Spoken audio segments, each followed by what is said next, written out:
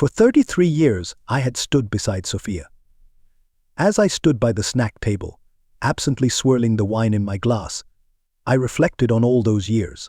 The room was filled with laughter and energy, yet it all felt distant and overwhelming. Her friends and family had gathered to celebrate our wedding anniversary, an event that should have brought happiness. But instead I was enveloped by a deep, unrelenting darkness. The clinking of glasses and the endless toasts echoed the joy others seemed to feel, but behind that cheerful facade, I was consumed by tension. Each forced laugh, every hollow congratulations only made the suffocating pressure grow, as though the walls were closing in on me. So I glanced across the room and saw Sophia, her laughter blending with the noise around us. Her hand rested lightly on another man's arm, a man who had become painfully familiar to me. Her lover. He had slipped into our lives without anyone noticing, except me. He stood far too close, his hand lingering on her waist longer than was appropriate. He whispered something to her, something that made her laugh a laugh I hadn't heard in years, at least not when she was with me. "Everything's perfect today, isn't it, darling?" Sophia's voice pulled me from my thoughts as she appeared by my side, her flawless smile in place. It was the same smile I had seen for years, but now I realized it was just a facade. "Yes, it is," I replied, forcing a smile, though my gaze drifted back to him. He wasn't far, my stomach twisted, but I managed to maintain my composure. "You seem distant," she said, her voice carrying a rehearsed concern that felt as empty as her smile. The sincerity in her words was painfully obvious now, though she luckily thought I wouldn't notice. Before I could respond, I sensed him approaching. I knew he was there before I even saw him. He came too close. "Good evening, loser," he muttered, just loud enough for me to hear, his voice dripping with malice. His breath was warm near my ear, and I had to summon every bit of my willpower not to react. Slowly, I turned to face him, meeting his smug grin. This wasn't the first time he had made his presence known. Subtle taunts, quiet insults, each one testing my patience. But tonight he was more daring, more brazen. He must have thought that, on this night our anniversary, I would be powerless against him. I stared at him, saying nothing. "I have plans for your wife tonight," he whispered, his lips curling into a grin that made my blood boil. "I'll take her to your bed while you watch, and you won't do a thing. Try to stop me and I'll crush you like an insect." His soft laugh followed as he patted me on the shoulder, as though we were old friends sharing a joke. My pulse pounded in my ears, every word adding fuel to the fire of rage I was struggling to contain. But instead of giving in to that anger, I smiled. "Is that so?" I said, my voice calm and composed. For a moment, my reaction threw him off. His smirk faltered, though it was only for a split second before his arrogance returned. "Exactly, loser," he declared with complete confidence, turning his back on me and heading towards Sophia. His arm wrapped around her waist as if it belonged there. She glanced in my direction, and our eyes met briefly, but she said nothing. She had no idea I had seen all her secret glances, her furtive touches, the late-night messages she thought I had missed. I stood there for another moment, watching them. They laughed softly, whispering words only they could hear. My stomach tightened, but I remained composed. The time for anger would come, but not now. I carefully set my glass down on the table, turned, and walked toward the exit. No one noticed. Why would they? To them, it likely appeared as though I had simply stepped out for some fresh air, but deep down, I knew this exit meant something far more significant. The cool night air greeted me as I stepped onto the porch. Above, the stars flickered faintly, their distant light offering no comfort. The muffled sounds of the party behind me felt miles away, as though I no longer belonged in that world. I pulled my phone from my pocket and scrolled to a message I had saved for this exact moment. It was brief, just a few lines, a reminder of all the truths I had uncovered over the last few months. Sophia thought she was clever, believing she could hide her betrayal behind layers of deceit, but she had underestimated me. The time had come. I walked to the garage, quietly opening the door with the ease of practice. Inside, everything I had prepared was in place. Months of careful observation, weeks of meticulous planning. I grabbed the duffel bag I had stashed there. Its weight was familiar to me. 5 minutes, that's all I needed. I took a deep breath, centering myself. This wasn't a moment for rage or impulsive action. This was a moment for calm, calculated execution, for setting in motion the plan I had nurtured in my mind for what felt like an eternity. I returned to the house, each step deliberate and measured. The familiar hum of laughter and clinking glasses filled the room, but it felt distant, like a memory from a life I no longer lived. The door clicked softly behind me as I closed it. The black duffel bag hung heavily, but silently, from my right hand. At first, no one noticed I had come back. The guests were engrossed in their conversations, sipping drinks, exchanging pleasantries. But as I moved deeper into the room, a subtle shift occurred. Heads began to turn in my direction, and the chatter slowly faded. It was as though the air had thickened, swallowing their words. Instinctively, the crowd parted, forming an unspoken path in front of me. The atmosphere grew tense as I approached Sophia and the man beside her. The bag I carried felt heavy, but its weight was nothing compared to the gravity of the moment. Sophia stood near the fireplace, chatting quietly with a few lingering guests. The man, holding a glass in his hand, noticed my approach immediately. His expression changed, his eyes darting between my face and the duffel bag.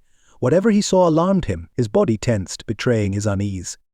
"What's in there?" His voice was louder than it needed to be, an attempt to cover his growing anxiety. I stopped a few steps away, fixing my gaze on him. "Why don't we find out?" I said, my voice calm and steady, the only part of me distraught. His smirk quickly disappeared, replaced by a look of fear. He stepped back as though putting more distance between us would somehow make him safer. Just moments ago, Sophia had been laughing, but now her smile had vanished. She turned to look at me, her face pale, her eyes flicking nervously between me and the duffel bag. She couldn't grasp the details, but she sensed the shift in the room. "What's going on?" she whispered, her voice barely audible. She moved closer, extending a hand as if to diffuse the tension. I ignored her, keeping my focus on the man beside her. His eyes darted around the room, scanning the guests, clearly hoping to retain some sense of control. "Open the door," he commanded, his voice colder now, a failed attempt to hide his growing uncertainty. "Open it, or I'll—" I cut him off before he could finish. "You're not going to do anything," I said firmly. My voice was low, but the finality in it left no room for debate. "You're not in control anymore." The impact of my words hit him hard. His grip on the glass tightened, his knuckles turning white. He looked as if he wanted to speak, but I wasn't about to give him the chance. I turned toward the front door, pulling a key from my pocket and turning it in the lock. The click echoed through the room. "No one's leaving," I announced, still facing away from the crowd. The weight of the moment settled on everyone, and a murmur spread through the guests. They exchanged uneasy glances, shifting uncomfortably. Some moved toward the windows, others retreated to the far corners of the room, but no one dared to speak. I turned back to Sophia and the man. Sophia's eyes were wide with fear and confusion. "What are you doing?" "This is madness," she whispered, her voice trembling. Despite her fear, she remained frozen, too stunned to act. Her lover, on the other hand, was far less inclined to stay passive. He stepped toward me with open hostility, his body language making it clear he was trying to reclaim control. "Open the door," he snarled through clenched teeth, his voice thick with frustration. "Now." I smiled, but it wasn't a friendly one. It was the kind of smile you wear when you know you've gained the upper hand, and only you realize it. "You're in no position to give orders anymore," I said calmly. "From now on, you follow my instructions." The tension in the room intensified, and it felt as though everyone was holding their breath, waiting to see what would happen next. Sophia's lover puffed out his chest, attempting to appear more intimidating. He stepped closer, adjusting his stance and subtly raising his fist. "I'm not afraid of you," he growled. "You're nothing but a pathetic." I didn't let him finish. In one swift motion, I dropped the raisable bag to the floor with a loud thud, drawing everyone's attention. I stepped closer, and for a brief moment his confidence wavered. I saw it, a flicker of doubt in his eyes. Leaning in, my voice barely above a whisper, I said, "You'll some regret not staying quiet." He lunged at me, fist raised, more desperate than angry. I easily sidestepped, grabbing his arm and twisting it behind his back, before he even realized what had happened. He let out a groan of pain, his body bending as I forced him down to his knees. The room filled with gasps and murmurs, but no one dared intervene. They watched, frozen, as I held him in place, his face flushed with humiliation and pain. Sophia stood there, paralyzed by shock, her eyes wide. It took her a moment to speak. "Please stop," she pleaded, taking an unsteady step forward, but a sharp look from me kept her rooted to the spot. She understood now she was no longer in control. I released her lover, and he crumpled to the floor. He scrambled to his feet, clutching his wrist, glaring at me with hatred, but made no further moves. He had learned his lesson. Calmly, I picked up the duffel bag and unzipped it. I pulled out the gun, holding it up for a moment, the metal gleaming under the light. The remaining guests, those who hadn't already fled, froze, their eyes wide with fear. Just one look at the gun was enough. They rushed toward the windows, desperate to escape. Soon it was just the three of us left, Sophia, her lover, and me. I stepped forward, the gun in my hand, my eyes locked on them. "Sit down." My voice was soft but firm. Sophia took a step back, her legs barely able to support her. Her face had gone pale, her lips trembling, but she remained standing, too frozen by fear to move. Her lover, however, still clung to the remnants of his arrogance. He smirked and stepped toward me, his expression twisted with defiance. "You think you're scary. You think I'm afraid of your little tricks." His voice was confident, but I could hear the faint tremor of fear beneath it. "Tricks?" I tilted my head, raising the gun just enough to make its presence undeniable. "There won't be any games tonight." For a moment his smirk faltered. His eyes darted nervously between my face and the wrench I had pulled out. Then, for just an instant, the reality of the situation dawned on him. This wasn't a bluff. He lunged at me again, but he was too slow. I swung the wrench with all my strength, aiming for his ribs. The impact landed with a dull thud, and he collapsed to the floor, gasping for air. The sound of metal hitting flesh filled the room, followed by his groans of pain. He curled up, clutching his side, his confidence evaporating in an instant. Sophia screamed, rushing to his side in panic. Her hands hovered helplessly above him, unsure of how to help. "Please stop," she begged, her voice shaking with terror. But her words didn't reach me. My pulse pounded in my ears as I stepped back, watching them writhe on the floor. "And you thought you could do this in my house?" I said coldly, my voice devoid of emotion. So I began to circle them slowly, each step deliberate, like a predator stalking its prey. "Did you really think I wouldn't find out?" Sophia looked up at me, her face streaked with tears, trembling in fear. "Please," she whispered, "this isn't what you think." I cut her off, my voice icy. "It's exactly what I think." I dropped the gun to the floor with a loud clang, pulling a thick coil of rough rope from the sports bag. Her lover, still curled up on the floor, tried to rise, but the pain in his side made him weak and helpless. I grabbed his wrists, wrenching them behind his back and forcing him onto one of the dining chairs. He groaned in pain, offering feeble resistance, but he had no strength left to fight. I wrapped the rope tightly around his wrists, tying the knot so tightly it bit into his skin. He winced, but he was no longer capable of resisting. "What are you doing?" Sophia whimpered, her voice barely audible as she watched me bind him to the chair. Her words were laced with despair. "You don't have to do this," she sobbed, pleading. I ignored her. The knot was secure, binding him firmly in place. His breathing was labored, his chest rising and falling in ragged gasps, but he remained silent, too broken to speak. His fear was palpable now, thick in the air, suffocating both of us.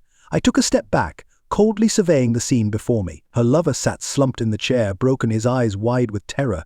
Sophia knelt beside him, trembling so violently she was unable to move. "You can't do this," she whispered, her voice quivering as she stretched her hands toward me. "Please, we can fix this." I crouched down in front of her, our faces mere inches apart. "It's already done," I said calmly, my tone steady. The words hit her like a slap, and she recoiled, pulling her hand back as though my presence burned her. I stood up, scanning the room. The silence was oppressive. Where once there had been the sounds of a lively party, now there was only suffocating quiet, broken only by the ragged breathing of the man tied to the chair. "You thought you could take what wasn't yours?" I asked, addressing him again. His eyes darted around desperately, searching for an escape, but there was none. "Now you'll know what it's like to lose." He tried to speak, but his voice caught in his throat, and only a faint, desperate sigh escaped. His body trembled as the full weight of the situation sank in. Sophia leaped to her feet and rushed toward me with her hands outstretched, but I grabbed her wrists and held them tightly. "You're not going anywhere," I said, my grip firm. She winced from the pain but didn't try to pull away. "You're insane," she whispered, her voice trembling. "This isn't you. You're not like this." I looked at her for a long moment, feeling the gravity of the situation, but I didn't release my hold. "You're right," I finally said, my voice barely audible. "I used to be different." I let go of her wrists and stepped back, leaving her standing there, hollow and defeated. Her eyes pleaded for mercy, but I had none left to offer.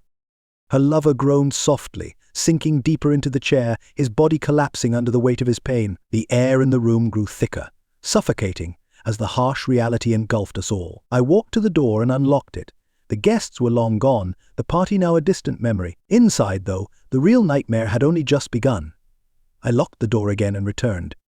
Sophia remained frozen in place, paralyzed by fear. I set another chair beside her lover and forced her to sit. She didn't resist. Fear had drained her of any will to fight. I reached into the bag and pulled the piece of rope. Her hands shook as I bound them tightly to the chair, securing her wrists. The fear in her eyes was unmistakable, yet she still tried to reason with me. "Please, you don't have to do this," We can fix everything, she pleaded, her voice shaking as she clung to the hope of changing my mind. She still believed that words could save her. That was her mistake. Fix it? I interrupted with a harsh, bitter laugh, stepping back. You lied to me for a year? Did you ever once think about fixing things? My voice echoed through the suffocating silence of the room. You didn't care about fixing anything while you were sneaking around behind my back, and now you want to fix it. Her face crumpled as tears flowed down her cheeks. I'm sorry, she whispered, but the apology was hollow, far too late to matter. But ignoring her, I picked up the gun from the floor. The tension in the room became unbearable. Her lover, still tied to the chair, stared at the gun, the confidence he had shown earlier completely gone. Look, man, he stammered, his voice trembling. We can work this out. I get it, okay, I made a mistake. But let's talk. There's no need for this. I slowly approached him, my voice calm but laced with coldness. Talk. I leaned in until our faces were inches apart. You think I want to talk after everything you've done? Do you really believe words can undo the damage you caused? My grip tightened on the knife as a surge of anger coursed through me. It was easy for you to take what didn't belong to you without a second thought for the destruction you left behind. He tried to pull away, but the ropes held him in place. His breathing grew shallow, and panic washed over him as he realized what was about to happen. I stood upright, raising the gun to eye level. But don't worry, I said with a cold smile. I'm not going to kill you. That would be too easy. His face paled, his eyes wide with terror. What do you mean? He rasped, struggling to comprehend. I stepped back, aiming the gun at him. What I have planned for you is much worse. By the end of tonight, you'll be begging for mercy. The room fell into an oppressive silence once again, broken only by Sophia's faint sobs. Her head hung low, as if trying to escape the grim reality closing in on her. Her lover, bound and helpless, could only watch, his gaze darting nervously between the gun in my hand and my face. The full weight of his arrogance had led him to this moment. I slowly circled him, letting the cold metal of the gun glide along his arm, trying to make him flinch. Do you have any idea what it feels like to be betrayed? I whispered, my voice barely audible. Do you know what it's like when the person you trust shatters your world? He said nothing, his lips trembling as he fought to keep his breathing steady. You're about to find out, I continued, my bitterness finally breaking through. The tension was interrupted by Sophia's hoarse cry. Please stop, she screamed, her voice raw from crying. He's not worth it. I'll do whatever you want, just let him go. Please don't do this. I turned toward her, narrowing my eyes. Now you're willing to do anything. I stepped closer. Now you're begging to save him. Where was this when you were lying to me? Where was this desperation when you were sneaking around behind my back? She didn't answer, she only sobbed harder, her tears soaking into her knees.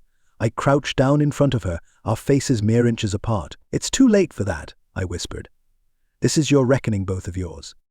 Her sobs echoed through the room as I stood up and turned my attention back to him. He was trembling now, desperately trying to free himself from the ropes, but it was futile. His face had turned pale, and sweat dripped from his forehead.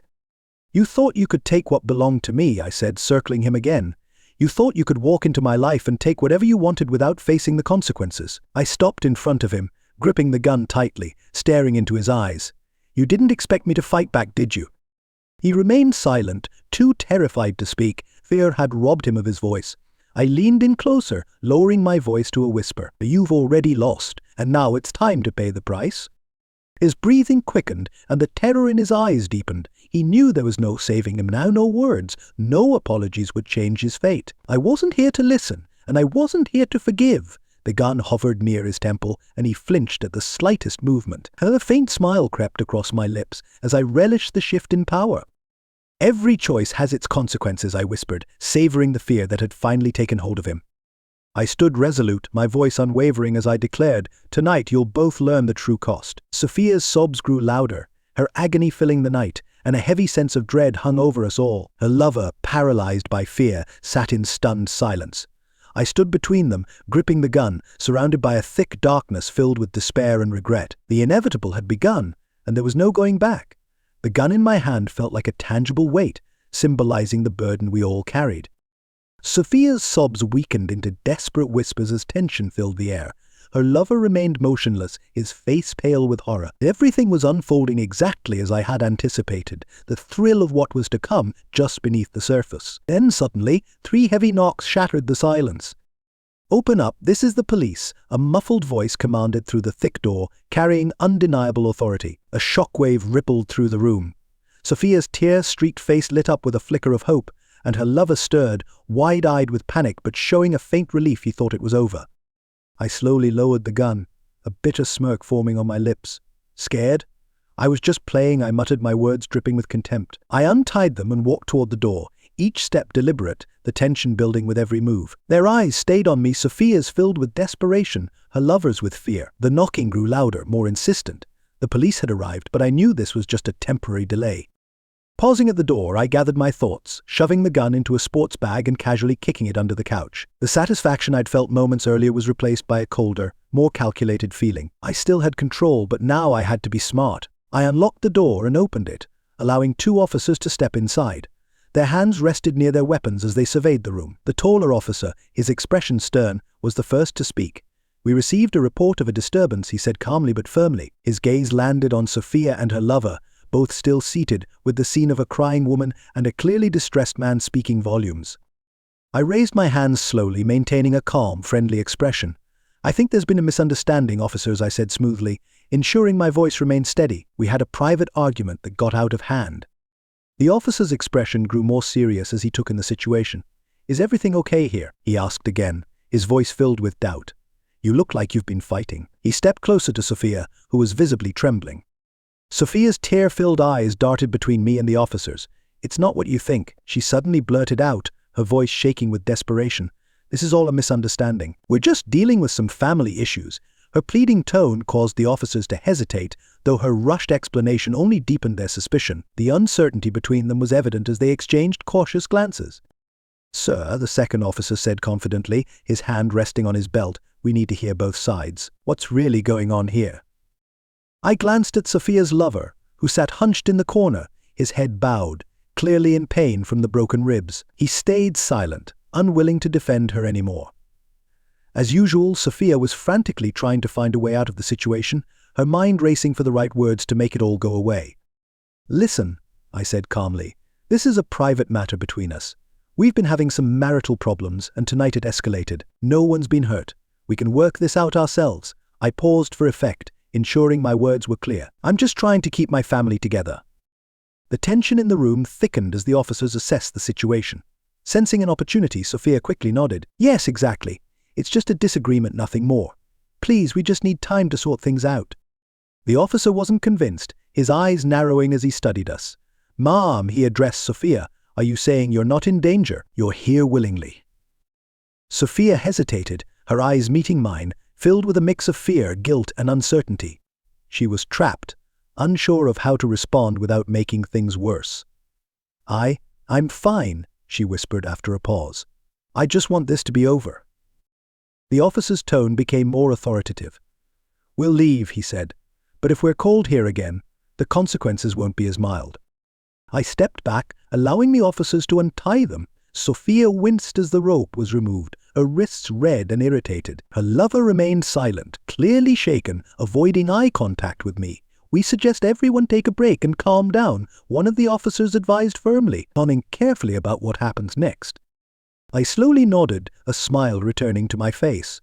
"Don't worry, officer," I replied smoothly. "Everything will be under control from now on." As they left, the room fell into tense silence once more.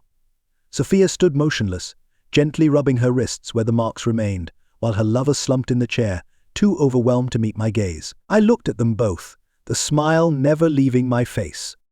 "Do you really think this is over?" I asked quietly, my voice slicing through the silence like a blade. "You think I'll just let this go?" I paused, letting the weight of my words settle in. "But you don't realize I have plenty of proof of your affair."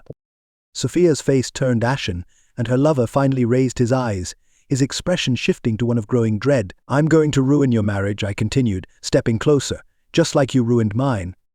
This brief reprieve they had felt was over. All they had done was delay the inevitable. The nightmare I had set in motion was far from over. What was coming next would be calculated, precise, and far more devastating. Once they were gone, I called my lawyer and told him it was time to act.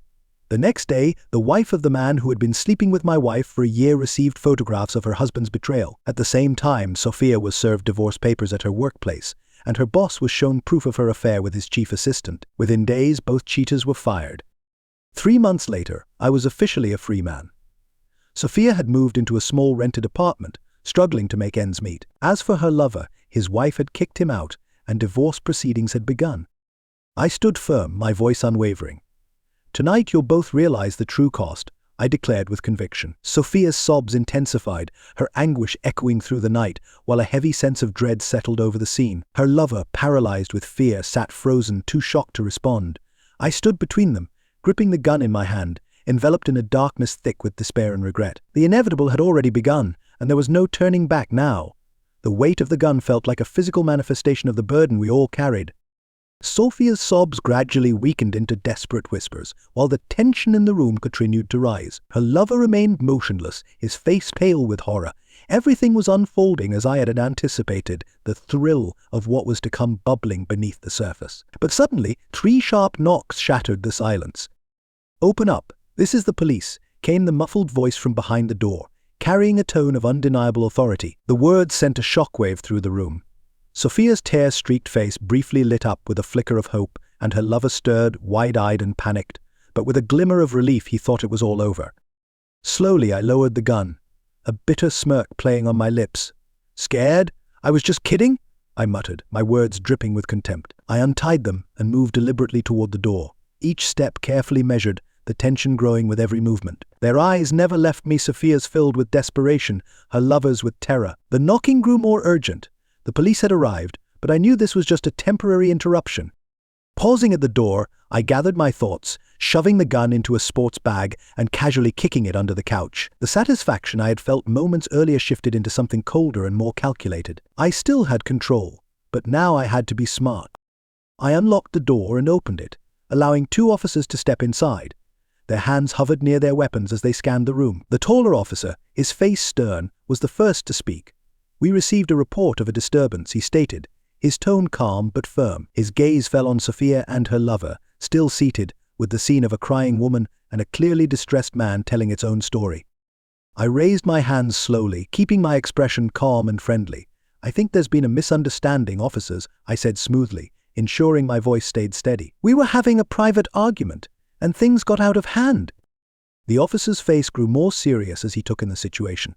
"Is everything okay here?" he asked again, his tone skeptical. "It looks like there's been a fight." He stepped closer to Sophia, who was visibly trembling.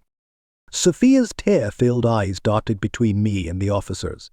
"It's not what you think," she blurted out suddenly, her voice shaking with desperation. "This is all a misunderstanding?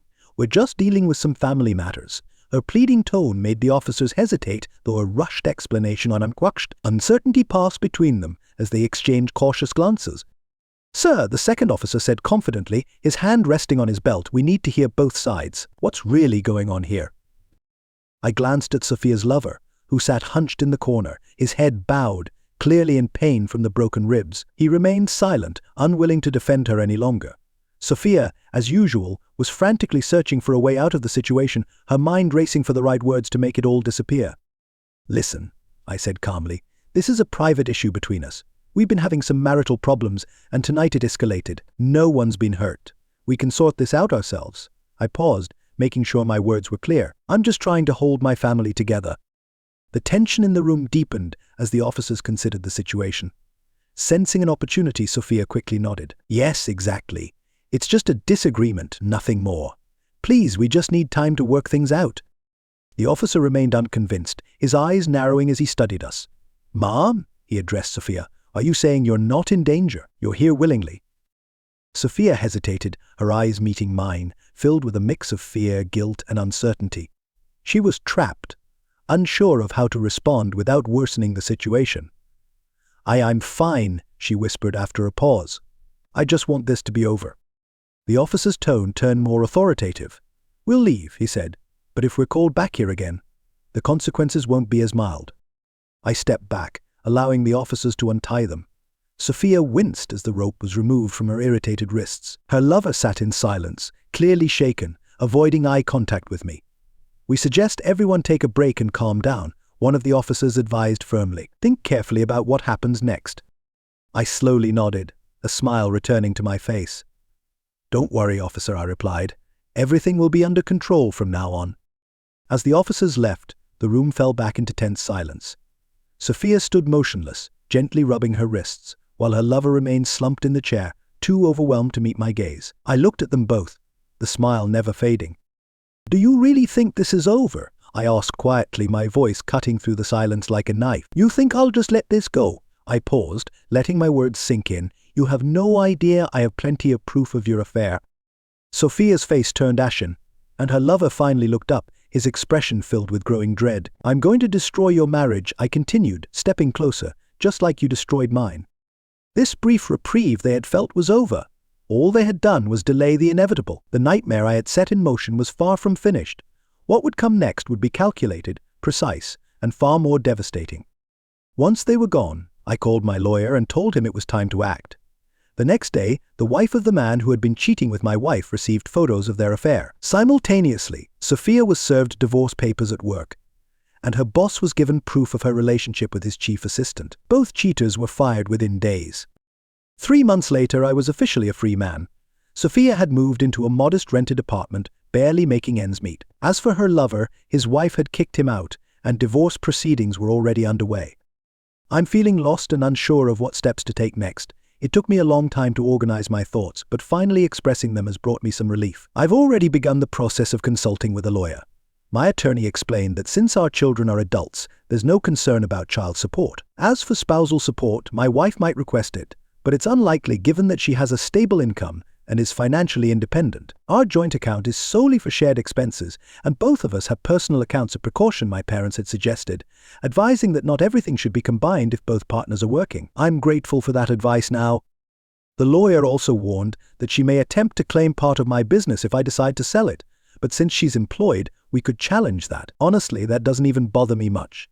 The next step will be talking to my daughters, which I know is the right thing to do. However, I've held off because I'm still consumed by anger, and I worry that if one of them says something that triggers me, I might lose control. I suspect my wife played a role in them hiding the affair from me, and lashing out won't help. Yes, my anger is misplaced. When I first discovered the affair, all my rage was directed at my wife, but over time, that hatred into indifference. The divorce will happen, and she'll be out of my life. But it's different with my children. I can't hate them.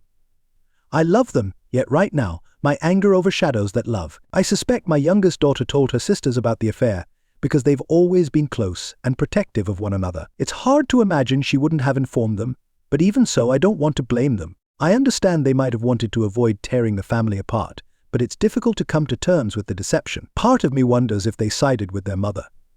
I know I need time to reflect, something I haven't had much of lately. Between running my business, dealing with my wife, and raising 3 daughters, my only escape has been working out at the gym, and it's not enough to calm my anger. Taking a sudden trip to clear my mind would feel odd now, but it's becoming necessary.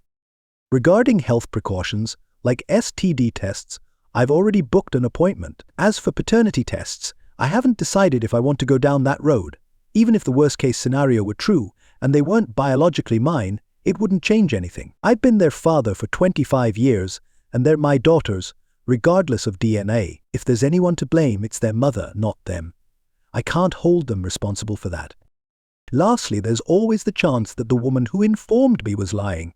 When I first heard the news, I couldn't believe it. With 3 grown daughters and a marriage I thought was solid, it seemed impossible. My initial reaction was to dismiss it, telling her I didn't believe her accusations. But as she revealed more details, dates, hotel names, and even my home address, there was no denying the truth. It didn't matter if her motive was revenge or concern, the facts couldn't be ignored. As I investigated, I found signs everywhere. I'm not someone who shies away from reality, no matter how painful it is. It became clear that my wife and this man were planning to be together. What caused him to confess remains unclear, but something must have prompted him to come clean. Some people have advised me to just cut ties and move on, but those are likely people without children. You can't walk away when you're tied by family. I'll need time to heal before I can speak to my daughters, and even then, things will never be the same. Despite my anger, I can't disappear. If my youngest daughter had kept this secret to herself, it would have destroyed her, and her sisters might have condemned her for it. That's the nightmare I'm trying to avoid. My paternal instinct compels me to protect them from the worst of it. My next step is to speed up the legal process and have the divorce papers served. Once she's served, I'll arrange a video call with my daughters. Since they live in different states, we'll have to address this remotely, all at once, so there's no time for my wife to manipulate the situation. Today is Sunday, and I hope the papers will be ready by the end of the week. Then I can finally sit down with my daughters and lay everything out in the open. We'll see how it goes. With the recent developments, it's time to move forward. Last week, I invited my youngest daughter to lunch. While we ate, I asked if she had anything she wanted to share with me. Something in my tone or expression must have tipped her off because she immediately broke down and confessed everything. She admitted to seeing her mother kiss another man in our home a few years ago. According to her, my wife threw the man out and then explained to our daughter that it was a moment of weakness, a mistake she was thankful had been stopped. She begged her not to tell me, claiming that I would leave and destroy the family if I found out. My daughter, trusting her mother, agreed to keep the secret. Later, my eldest daughter confided in her two sisters, revealing the truth.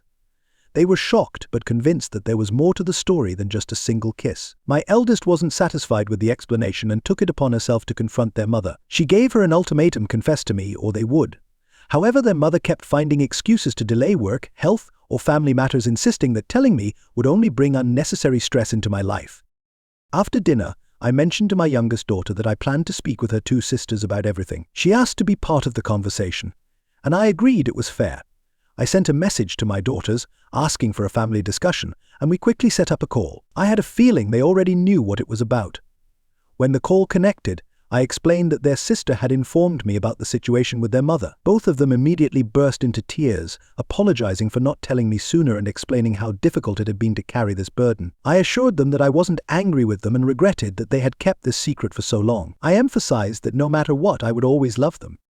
Regarding their mother, I explained that I couldn't remain in a relationship with someone who had betrayed me, but I promised to speak with her before making any final decisions. It was the least respect I could offer. I asked my daughters not to say anything to their mother, as I planned to confront her that evening. When I got home, my wife was going about her usual routine as though nothing had changed. I told her I had spoken with our daughter, and she immediately understood what I meant. She broke down, crying, insisting it was only a kiss, and that she hadn't told me out of fear. She knew how crucial trust was to me, especially considering its importance in my work. She was terrified that this mistake would cost her everything. Oddly, I felt nothing, even as she cried. I calmly told her that divorce papers would be served the next day, and we would move forward from there. After that, I went to the bedroom, packed a few things, and left. I didn't know where I was headed, but I knew I couldn't stay in that house any longer. I ended up booking a room at a local hotel. I called my youngest daughter to let her know where I was staying, and I informed my other two daughters that I had left their mother. They asked if we could talk together, and I agreed. When we met, I explained what would happen next, according to my lawyer's advice. I tried to reassure them that they were still my daughters and that I would always love them, but I couldn't help expressing how much it hurt that they hadn't come to me sooner. I had believed that our bond was strong enough to handle any problem together. They cried again, repeatedly apologizing, and I reassured them that despite everything, they would always be my children, and I loved them deeply. However, I admitted that it would take time before things felt normal between us again. I mentioned to them that I was considering taking some time off to clear my head. My eldest daughter supported the idea, encouraging me to do whatever I needed. After that brief conversation, we all agreed to call it a night. The following morning, as I was having breakfast with my youngest, her mother called. I wasn't in a hurry to answer, but my daughter insisted. Reluctantly, I put the call on speaker. It was clear immediately that my wife had likely spent the night drinking. Her voice trembled as she told me how much she loved me and the kids, insisting that we should stay together. She was especially concerned about how the situation would affect the children. I calmly reminded her that our children were now adults, and we had done everything we could as parents. It was now time for them to build their own lives. Without warning, her tone shifted dramatically.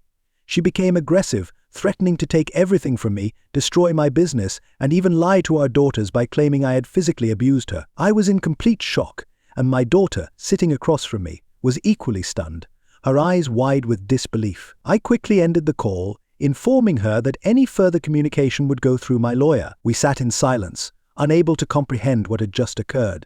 It was as if the woman we once knew had become a stranger. Not long after, my daughter received a message from her mother, asking to talk. Afraid and unsure of what to do, my daughter didn't want to respond. I advised her not to engage, given her mother's state of mind. Any conversation at that point would be unproductive. I told her she was welcome to stay with me at the hotel if it made her feel safer. Later that day, we held a family call with my other 2 daughters to explain the situation. As expected, they were shocked by the news. I also met with my lawyer to go over the latest developments, and he reassured me that there was nothing to worry about. My wife had a good job and was financially secure, so any claims against my business were unlikely. My company, which employs 70 people, was stable, and it was doubtful the court would jeopardize that. She would receive her fair share of the house, cars, and some assets, but my savings and business would remain protected. My youngest daughter admitted she was anxious about going back to her mother, afraid she would be blamed for everything. I could see how deeply her mother's behavior had affected her, and I suggested she consider seeing a therapist to help her process everything. We agreed to revisit the conversation in the coming days. When the divorce papers were finally served, my wife reacted explosively, reaching out to both sides of our families to vent her frustration. Her family tried contacting us, but my eldest daughter shut down all attempts at communication. My family, particularly my brother, understood that I wouldn't have taken this step unless I had no other choice, and they offered their full support. We are now in the process of finalizing the divorce. For the time being, my daughter is living with me, though we'll see if she decides to return to her mother's home in the future. Meanwhile, my wife has sent multiple messages, and while the idea of a meeting has been discussed, my lawyer strongly advises against it. He believes nothing positive would come from such a meeting, and it might only make matters worse. I think I'll follow his advice. As for me, I won't take any trips until I'm certain my youngest daughter is safe and secure. If I do end up going on a trip, it won't be for at least 6 months. At the moment, I'm uncertain how our day-to-day lives will unfold, so for now, it's simply a matter of time, waiting to see how everything develops.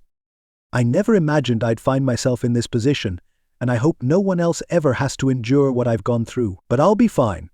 I'll move on, and I'm confident I'll eventually meet someone who will truly be faithful to me. My only regret is that I once chose the wrong woman.